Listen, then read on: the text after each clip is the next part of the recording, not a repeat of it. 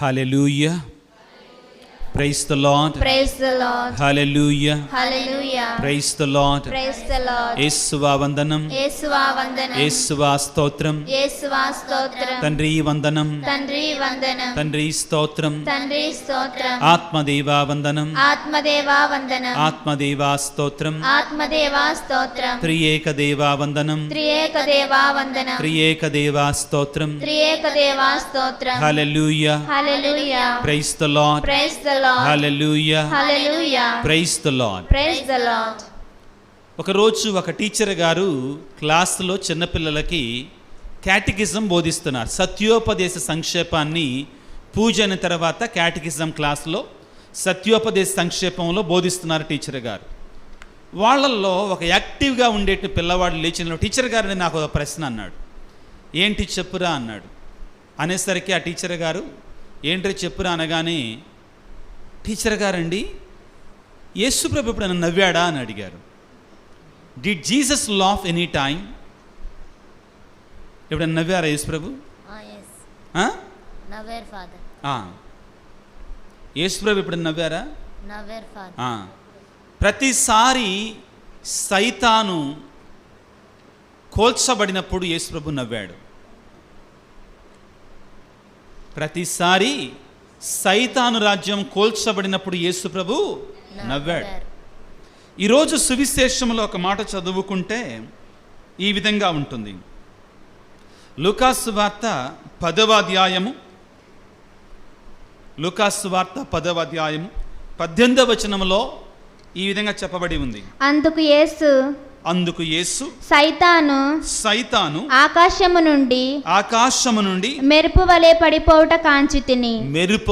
పడిపోవుట కాంచితిని. ప్రతిసారి కూడా సైతాను కూలినప్పుడు, సైతాను రాజ్యం కూల్చబడినప్పుడు, చెడు ఆగినప్పుడు, పాపం ఆగినప్పుడు యేసు ప్రభు పరమానందాన్ని పొందుకున్నారు. పాపి తిరిగి వచ్చినప్పుడు యేసు ప్రభు పండగ చేసుకున్నాడు. పాపి తిరిగి వచ్చినప్పుడు యేసు ప్రభు పండగ చేసుకున్నాడు. వాక్యాన్ని చదువుకుంటే అదే లూకాసు వార్త 10వ అధ్యాయము 21వ వచనాన్ని ఒకసారి చదవండి జాగ్రత్తగా. ఆ గడియలోనే యేసు పవిత్రాత్మయందు ఆనందించారు, సంతోషించారు, నవ్వారు. ఏం చేశారు? నవ్వారు, సంతోషించారు. యేసు ప్రభు ఏం చేశారు? సంతోషించారు. ఎప్పుడు నవ్వుతాం మనం? సంతోషంగా ఉన్నప్పుడు, ఆనందంగా ఉన్నప్పుడు. ఆనందంగా ఉండే ఎట్లా ఆనందంగా ఉంటామా? ఎలాగుంటాము? ఆనందంగా అంటే నవ్వుతూ ఆనందంగా ఉంటాం. యేసు ప్రభువు సంతోషించారు, నవ్వారు. ప్రియులకు దేవుని బిడ్డలారా, అయితే ఈరోజు ఆనాడు ఆ టీచర్ గారు ఆ పిల్లవాడికి ఏమని సమాధానం చెప్పారంటే, యేసు ప్రభు చాలా చోట్ల నవ్వారు, ఆనందించారు. కానీ యేసు ప్రభు తాను నవ్వటం కంటే, తాను ఆనందించటం కంటే మనం ఆనందించాలని కోరుకున్నాడు. ఆనందించటానికి ఎక్కువ మార్గాలు చూపించాడు.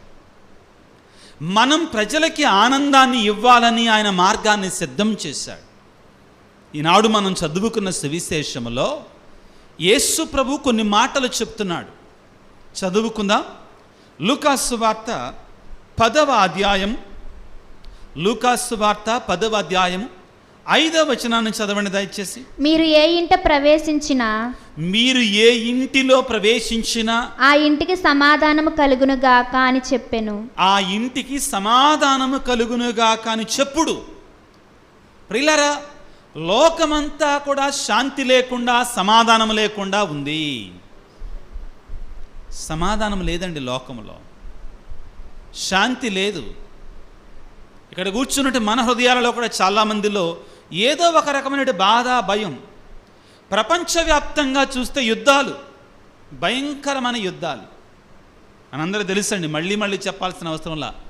ఇజ్రాయేలు, ఇరాను, గాజా రావణ కాష్టంగా కాల్తా ఉంది భయంకరంగా. ఉక్రెయిను, రష్యా, ఇంకా చాలా చోట్ల చిన్న చిన్న యుద్ధాలు, పెద్ద పెద్ద యుద్ధాలు చాలా జరుగుతున్నాయి. గ్రామాల మధ్యలో, కుటుంబాల మధ్యలో, కుటుంబాలలోనే ఎన్నో యుద్ధాలు జరుగుతున్నాయి. ప్రియ సహోదరి సహోదరులారా, ఇవన్నీ చాలా ఉన్నట్లుగా చాలామంది అనారోగ్యంతో పీడించబడుతున్నారు, వ్యాధులతో పీడించబడుతున్నాం. శాంతి లేకుండా, సమాధానం లేకుండా బ్రతుకుతుంది లోకం అనేటువంటిది. ఒక్కొక్కళ్ళని ప్రశ్నిస్తే ఒక్కొక్కళ్ళ వాళ్ళ యొక్క బాధ, విచార గాథ వినిపిస్తారు. అర్థమవుతుందా? ఇది ప్రపంచం మనం చూస్తున్నటువంటిది. నేనేదో నెగిటివ్ మైండ్ తోటి మీతోటి మాట్లాడతల్లా, నిర్వేదంతో లేకపోతే అననుకూలమైనటువంటి ఆలోచన సరళితో నేను మాట్లాడతల్లా, ప్రపంచంలో జరుగుతున్నదే మాట్లాడుతున్నానండి. మీరు ఈరోజు న్యూస్ పేపర్ తెరిచి ఆ న్యూస్ పేపర్ మొదటి పేజీలో ఎన్ని సంతోషదాయకమైన వార్తలు ఉన్నాయి, ఎన్ని బాధాకరమైన వార్తలు ఉన్నాయి మీరు చెప్పండి. 80% బాధాకరమైన వార్తలే ఉంటాయి. ఏంటి అవన్నీ కూడా? అక్కడ యాక్సిడెంట్ అయింది, లారీ కారు ఢీ 100 మంది టికెట్ చనిపోయారు.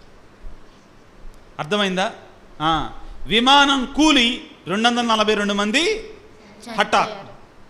హఠాన్ మరణం. అర్థమైందా? కుమార్తె, సొంత కుమార్తె తల్లిని ప్రియుడితో కలిసి చంపివేసింది హైదరాబాదులో. నేను అనేది ఏంటంటే, వార్తాపత్రికలను చూడండి పిల్లారా, ఎక్కడ చూద్దామన్న బాధ కలిగించు. కానీ ఈ రోజున యేసు ప్రభువు 72 మంది శిష్యులను ఎన్నుకొని, మీరు శాంతి లేని కాడ, సమాధానం లేని కాడ, మీరు వెళ్ళిన ప్రతి చోట కూడా ఆనందముతో నింపండి, సంతోషముతో నింపండి, నవ్వులతో నింపండి. అర్థమవుతుందా అమ్మా? అర్థమవుతుందా? దేంతో నింపాలి? ప్రభు ఏమంటున్నాడు? 5వ వచనాన్ని చదవండి, లూకాసు వార్త 10వ అధ్యాయం. మీరు ఏ ఇంటిలో ప్రవేశించినా ఆ ఇంటికి సమాధానాన్ని, సంతోషాన్ని పంచండి. ఏమివ్వాలి మనం? సంతోషాన్ని ఇవ్వాలి మనందరం కూడా. సరిపడా బాధ ఉంది ప్రపంచంలో. యేసయ్య ఈ లోకానికి వచ్చి, వినండి జాగ్రత్తగా, అనారోగ్యంతో ఉన్నటువంటి వారికి ఏమిచ్చాడు? స్వస్థతనిచ్చాడు. చనిపోయిన వారిని మృతులలో నుండి లేపాడు. అప్పటి వరకు కూడా వేదనతో, బాధతో ఆ యొక్క నాయీను వితంతు యొక్క కుమారుడు చనిపోయాడు అనా కాదా? ఏడ్చుకుంటా వెళతా ఉన్నారు.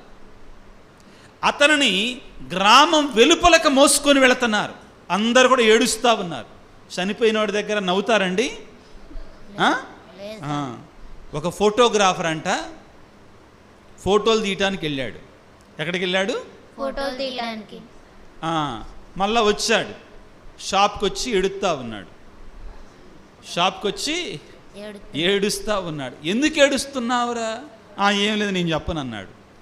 పర్లేదు చెప్పురా, ఎందుకు ఏడుస్తున్నావంటే, నేనేమనలేదు, 7 దగ్గరికి వెళ్ళి ఫోటో తీసుకుంటే స్మైల్ ప్లీజ్ అన్నాను అన్నాడు. 7 దగ్గరికి వెళ్ళి he went to the dead corpse and he said, looking at, trying to take photo, what did he say? Smile please. నవ్వుద్దా? మనం కూడా కొన్నిసార్లు అదే చేస్తాం. వాడికి అలవాటు అయిపోయింది స్మైల్ ప్లీజ్ అంటాం. నొక్కటానికి ముందు, ఫోటో తీయటానికి ముందు వాడికి ఏం అలవాటైంది?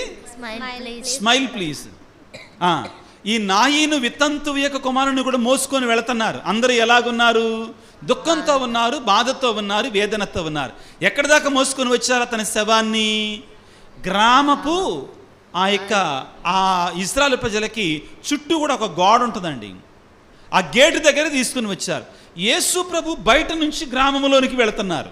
అక్కడ కలుసుకున్నారు ఇద్దరు కూడా అక్కడ కలుసుకున్నారన్నమాట. ఆశ్చర్యం ఏంటంటే, అప్పుడు దాకా ఏడుస్తూ వచ్చినటువంటి వారు యేసు ప్రభుని కలిసిన తర్వాత, చిన్నవాడా లెమ్ము అని అతని చేయిని తాకి లేపాడు.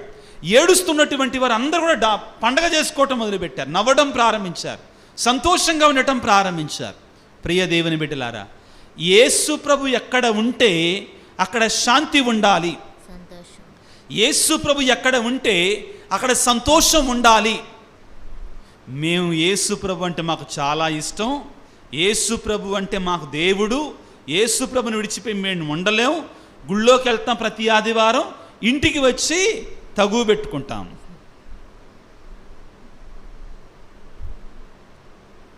గుడిలో మేకపిల్ల, గుడి బయట పెద్ద పులి.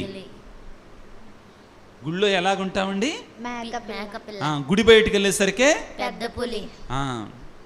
గుళ్ళోనేమో ఏసయ్య ఏసయ్య ఏసయ్య, గుడి బయట పోసయ్య పోసయ్య పోసయ్య. అర్థమైందా? ఇలా కాదు ఉండాల్సింది. ప్రియ, ప్రపంచంలో సరిపడా బాధలున్నాయి, ప్రపంచంలో సరిపడా వేదనలున్నాయి, ప్రపంచంలో సరిపడా కన్నీరుంది. నీ బాధ్యత, నా బాధ్యత ప్రపంచంలో శాంతినివ్వడం, ప్రపంచాన్ని సంతోషంతో నింపడం. కొద్దిగంతన్నాగా నీ వలనగా ప్రపంచం సంతోషంగా మారగలిగితే అదే గొప్ప దీవెన. ఈరోజు ప్రభువు శిష్యులకు చెప్పేది అదే. మీరు ఏ ఇంటికి వెళ్ళినా కానీ మొదట ఏం చెప్పాలి? శాంతి కలుగునుగాక అని చెప్పాలి, సమాధానము కలుగునుగాక అని చెప్పాలి, సంతోషం కలుగునుగాక అని చెప్పాలి, ఆనందం కలుగునుగాక అని చెప్పాలి. యేసు ప్రభు ఉత్థానమయ్యాడు, యేసు ప్రభు మరణాన్ని జయించాడు. ఉత్థానమైన యేసు ప్రభువు శిష్యులకు ఇచ్చినట్టు మొట్టమొదటి దీవెనేంటి? చదవండి, యోహాను సువార్త 20వ అధ్యాయము. ఉత్థానమైన యేసు ప్రభు శిష్యుల దగ్గరికి వస్తున్నాడు. యోహాను సువార్త. ఉత్థానమయ్యారు యేసు ప్రభు, సమాధి నుండి లేచారు. అమ్మా, సమాధి నుండి లేచారు. లేచిన తర్వాత శిష్యుల దగ్గరికి వస్తున్నారు. ఏమంటున్నారు వినండి, 19వ వచనాన్ని చదువుకుందాం. యోహాను సువార్త 20వ. అది ఆదివారము సాయం సమయము, యూదుల భయముచే శిష్యులు ఒక చోట తలుపు మూసుకొని ఉండిరి. రెండు కార్యాలు చూస్తున్నామండి. ఒకటి భయము, రెండోది మూసుకొని ఉండటం. యేసు వచ్చి వారి మధ్య నిలవబడి మీకు శాంతి కలుగును గాక, మీకు శాంతి కలుగును గాక, మీకు సంతోషము కలుగును గాక. అది చక్కటి మాట అండి. ఉత్థానమైన యేసు ప్రభు అన్న మాటలు ఇవి. ఏమంటున్నాడు? మీకు శాంతి కలుగును గాక, శాంతి కలుగును గాక, సమాధానం. నిన్నటి రోజున నేను ఒక వీడియో చూసా, చిన్న వీడియో. ఎవరు అటు శ్రీకాకుళం కలి నుంచి అడవుల్లో నుంచి తీసిన వీడియో. అందరూ మధ్యాహ్నం పనిచేసిన తర్వాత, పొలంలో పనిచేసిన తర్వాత ఒక తల్లి, ఆ వీడియో నా దగ్గర ఉందనుకుంటా, ఒక తల్లి ఒక 80 సంవత్సరాలు ఉంటాయి, ఆమె కూడా పనిచేయడానికి వెళ్ళింది. అంత ముడతలు పడిపోయిందండి. జాగ్రత్తగా చూడండి, అంత ముడతలు పడిపోయింది. ఈ మధ్యలో యోగా దినోత్సవం జరిగింది కదా, తెలుసా? వైజాగ్లో ప్రైమ్ మినిస్టర్ మోడీ గారు కూడా వచ్చారు. కాబట్టి ఆ సందర్భంగా తీసిందేమో. అక్కడ ఆ గ్రామాలు అన్ని చెట్లు ఉన్నాయి, అడవి ప్రాంతం అంతా కూడా. ముసలావిడ 80 సంవత్సరాలు ఉంటాయండి ఆమెకి. ఆమె లేచి నిలబడి యోగా చేయటం మొదలుపెట్టింది. 80 సంవత్సరాల ఆమె. అసలు అక్కడ ఉన్న వాళ్ళందరూ కూడా ఎంత ఆనందంగా ఉన్నారండి వాళ్ళు. నేను ఊరికే కింద కమెంట్స్ ఏమున్నాయో చూద్దాం. చాలా కమెంట్స్ ఉన్నాయి. చాలా ముసలావిడ చాలా అజైల్గా, చాలా ఫ్రీగా ఆసనాలు చేస్తూ ఉందన్నమాట. ఏంటి ఈమెడ ఎలా అసలు కింద ఉన్న వాళ్ళు ఏం మెసేజ్లు పెట్టారంటే, అక్కడ అందరు పెట్టిన మెసేజ్లు ఇదే: ₹1,00,00,000 ఉన్నోడు కూడా ఇంత సంతోషంగా ఉండడో, ₹1,00,00,000 డబ్బులు ఇచ్చినా కానీ ఇంత సంతోషం రాదు, ₹1,00,00,000 డబ్బులు పెట్టి కూడా ఇంత సంతోషాన్ని కొనుక్కోలేము అని చెప్తున్నారు. ప్రియులారా, ఈ సంతోషాన్ని, ఈ ఆనందాన్ని దేవుడు మాత్రమే ఇవ్వగలడు, యేసయ్య మాత్రమే ఇవ్వగలడు. ఈరోజు ప్రభు అదే చెప్తున్నాడు. బోధకులుగా, క్రైస్తవులుగా మన బాధ్యత ఏంటంటే, మనము యేసు ప్రభు యొక్క సంతోషాన్ని పొందుకోవాలి. పరిశుద్ధ ఫ్రాన్సిస్ పాపు గారు ఒక పుస్తకాన్ని రాశారు. ఏమని రాశారు? ఇవాంగేలి గౌదయం. ఏంటిదండి? ఇవాంగేలి గౌదయం అంటే సువార్త పరమానందం. ఏంటిదంట? సువార్త పరమానందం. ఏ పరమానందం? సువార్త. అంటే ఎవరైతే ఈ సువార్తను చదువుతారో, లేదు ఎవరైతే సువార్తను పాటిస్తారో వాళ్ళు పరమానందాన్ని పొందుతారు. నాకు చాలా గుర్తొస్తున్నాయి ఈ ప్రసంగం చెప్తుంటే. ఈ సువార్తలో ఉండేవాళ్ళు ఆనందంగా ఉండాలి, దేబిరించుకొని ఉండకూడదు, ఏదో పోగొట్టుకున్న వాళ్ళలాగా ఉండకూడదు. నేను చెప్పాను ఈ సంఘటనని. ఏంటంటే, ఒక తండ్రి ఒక కొడుకు అంట, చిన్న పిల్లవాడు నడిచి వెళ్తున్నారు. అమ్మా, నడిచి వెళుతున్నారు. వెళ్తుంటే అంతలోకి ఈ పిల్లోడు అన్నాడు వాళ్ళ నాన్నతోటి, డాడీ డాడీ చూడ్ డాడీ, ఆ గాడిద క్రైస్తవుల గాడిదలాగుంది అని చెప్పాడు. ఏంటిది? క్రైస్తవుల గాడిద. అమ్మ, క్రైస్తవులందరూ నా మీద కోపడమాకండి అయ్యా, కోపడమాకండి. కానీ ఆ కుర్రోడు అన్నాడట, డాడీ డాడీ ఆ గాడి చూడు క్రైస్తవుల గాడిదలాగా ఉన్నాడు. తండ్రి కోప్పడ్డాడు, ఏంట్రా ఆ మాట, తప్పు కదా, అలా అనకూడదు కదా, క్రైస్తవుల గాడిద వేరే వాళ్ళ గాడిదలు ఉంటాయా, ఏంటి అట్ట అంటున్నావు అనేసరికి, అదిగా డాడీ, క్రైస్తవులు ఏదో ఎప్పుడు పోగొట్టుకున్న వాళ్ళలాగా ఉంటారు, నవరాళ్ళు ఎక్కువగా. క్రైస్తవులు అంటే ఏం చేయరట? నవరంట. క్రైస్తవులో తపస్కాలం క్రైస్తవులు ఎక్కువ మంది ఉంటారండి. తపస్కాలం మాత్రమే గుడికొస్తారు, తపస్కాలం మాత్రమే దీక్ష తీసుకుంటారు, తపస్కాలం గుళ్ళన్నీ ఫుల్లు. తపస్కాలం అవునా కదా? తపస్కాలం గుళ్ళన్నీ full. Easter the Good Friday రోజు అయితే ఇంక అసలు ఎక్కడి నుంచి లేనంత మంది వస్తారండి, ఫుల్. కానీ ఆశ్చర్యం ఏంటంటే గుడ్ ఫ్రైడే రోజు యేసుప్రభు ఏం చేశాడు? సిలువను మోసి చనిపోయారు. ముఖ్యమైన సందేశం అండి ఇది. సిలువను మోస్తున్న రోజు చాలా మంది వస్తారు, ఈస్టర్ పండుగ రోజు మాత్రం గుళ్ళు ఖాళీ అండి, ఎక్కువ మంది రారు. గుడ్ ఫ్రైడే రోజు ఉన్నంత మంది ఈస్టర్ పండుగ రోజు ఉంటారు గుళ్ళో? అది పెద్ద పండగ. ఈస్టర్ పండగ మనం సంతోషించాల్సిన రోజు, నవ్వుకోవాల్సిన రోజు. ఎందుకని? యేసు ప్రభు మరణాన్ని జయించిన రోజు. ఆ రోజు మనందరూ కూడా గీతం గీతం చెయ్యి తట్టి పాడుదామని పాడాల్సిన రోజు. యేసురాజు లేచెను హల్లెలూయా జయమని పాడదాము, సంతోషంగా పాడుకోవాల్సిన రోజు. కానీ ఆ రోజు మనం ప్రభు అంటున్నాడు, క్రైస్తవులనేటువంటి వారు, వినండి జాగ్రత్తగా, క్రైస్తవులనేటువంటి వారు ఎక్కడికి వెళ్ళినా కానీ మీకు సంతోషము కలుగునుగాక, మీకు శాంతి కలుగునుగాక అని చెప్పాలి. మనం ఆనందాన్ని ఇవ్వాలి, సంతోషాన్ని ఇవ్వాలి.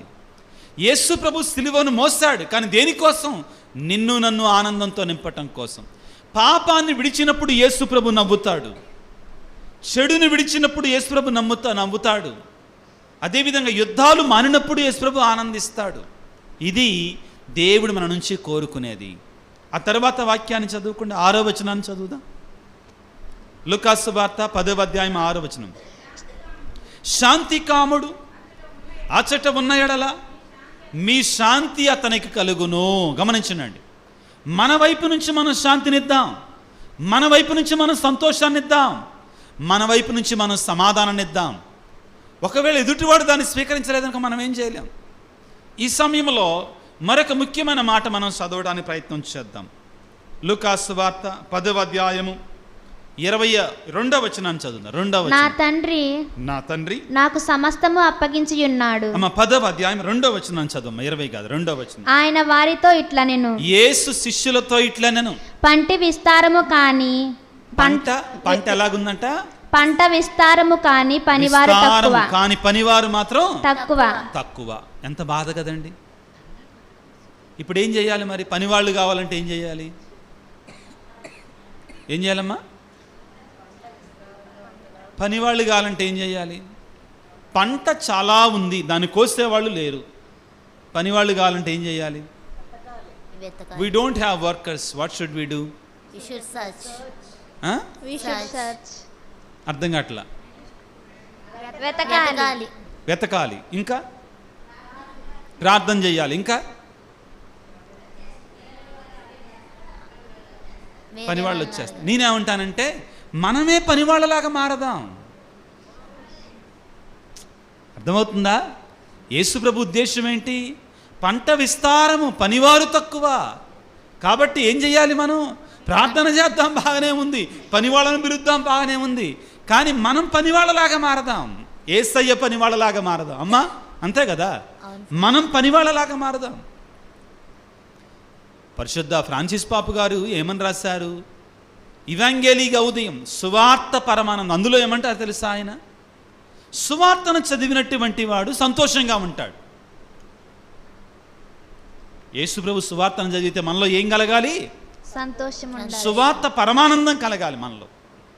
ఆ సువార్త పరమానందం కలిగినటువంటి వాడు ఆ ఆనందాన్ని తనతోటే ఉంచుకోలేడు. మీరు ఒక చిన్న పిల్లోడి దగ్గరికి వెళ్ళి ఒక పని చేయండి. అందరూ వినండి, చిన్న పిల్లోడి దగ్గరికి వెళ్ళి ఒక పని చేయండి. వాడి కళ్ళు చూసి నవ్వండి ఒకసారి. వాడు రెస్పాండ్ కాలేదనుకో రెండోసారి నవ్వండి, మూడోసారి నవ్వండి. ఊరికే చప్పట్లు కొట్టుకుంటూ నవ్వండి. వాడు ఏం చేస్తాడు? ఏం చేస్తాడు? నవ్వుతాడు. అదే ఆ పిల్లోడి దగ్గరికి వెళ్ళి ఇటు మొహం పెట్టండి, ఏం చేస్తాడు? ఏడుస్తాడు. ప్రభు అనేది అదే. ఈరోజు మీరు ఏ కుటుంబానికి వెళితే ఆ కుటుంబంలో ఏం చెప్పండి? సమాధానం కలుగునుగా. అర్థమవుతుందా? సువార్త పరమానందం అంటే నీవెక్కడికైతే వెళతావో ఆ సువార్త పరమానందం ఇతరులకు కూడా అందించాలి. అలాగని నేను చెప్పానని చెప్పేసి ఎక్కడికి పోయినా కానీ నవ్వుకుండా తిరగమాకండి, ఇటు పిచ్చోడు అనుకుంటారు. నా ఉద్దేశం అది కాదు. ఎప్పుడు నవ్వుతూ ఉన్నామనుకో, అలాగా దాని అర్థం. ఇందాక చెప్పా కదా, స్మైల్ ప్లీజ్. చావు దగ్గరికి వెళ్ళేసి నవ్వుతున్నాం అనుకో, ఇడే తిక్కలాడు అనుకోండి. దాని అర్థం ఏంటంటే ఆ శాంతిని, ఆ నిజమైన సమాధానాన్ని మనం ఇవ్వగలగాలి. ఇది మనందరి బాధ్యత. ఇది మనందరి బాధ్యత. ఏ విధంగా ఇస్తాం మనం? ఎలా చేయగలం? ఒక వ్యక్తి బాధల్లో ఉంటే వినండి ముగింపుగా, ఒక వ్యక్తి బాధల్లో ఉంటే లేకపోతే కష్టాల్లో ఉంటే ఆ వ్యక్తికి 2 ఓదార్పుకరమైన మాటలు చెప్తే చాలు. ఎవరైనా కానీ అవసరతలో ఉంటే ఎక్కువ ఇవ్వలేవు నువ్వు, నీకు తోచిన దాన్ని. అర్థమవుతుందా? నీకు తోచిన సహాయం ఇచ్చి, అమ్మా నేను ఇదే ఇవ్వగలనమ్మా, కొద్దిగా ఉపయోగపడుద్ది అనుకుంటాను. ఎస్, మనం చేయగలమండి. ఎక్కడైతే సమాధానం లేదో, శాంతి లేదో, కొట్లాట్లు ఉన్నాయో అక్కడ మన ప్రయత్నాన్ని మనం చెయ్యాలి. కానీ లోకం ఎలాగా ఉంది? ఇంకా కొద్దిగా పెట్రోల్ పోస్తారు తగలబెట్టడానికి. కొట్లాడుకుంటున్నారంటే మన దగ్గరకు వచ్చి, రేయ్ వాడు అట్టన్నాడు రా, నువ్వు వినలేదు ఇది, వీడు వినలా. కానీ వీడి దగ్గరకు వచ్చి ఏం చెప్తారు? మళ్ళీ ఇంకా ఎక్కించటం. ప్రవీణు అంతేగా, వాడు ప్రశాంతంగా ఉంటే ఎక్కిచ్చి ఏం చేస్తారు? ఇంకా వీళ్ళు తగుని రెచ్చగొడతారు. ప్రభు అనేది ఏంటంటే మీరు శాంతిని పెంచండి, సమాధానాన్ని పెంచండి. ఇది మనందరి యొక్క బాధ్యత అండి. ఒక విషయం చెప్పనా, మీరు నాతో డిజగ్రీ అవ్వచ్చు. నాకు చాలా బాధ కలిగేది ఏంటంటే ఈ క్రైస్తవ దేశాల యుద్ధాలు చేసినప్పుడు అండి, you know when the Christian countries go for war, isn't it unfortunate కదా, బాధ కదా. ఈరోజు మనం ప్రార్థన చేద్దాం. ఎన్నో కుటుంబాల్లో శాంతి లేదు, సమాధానం.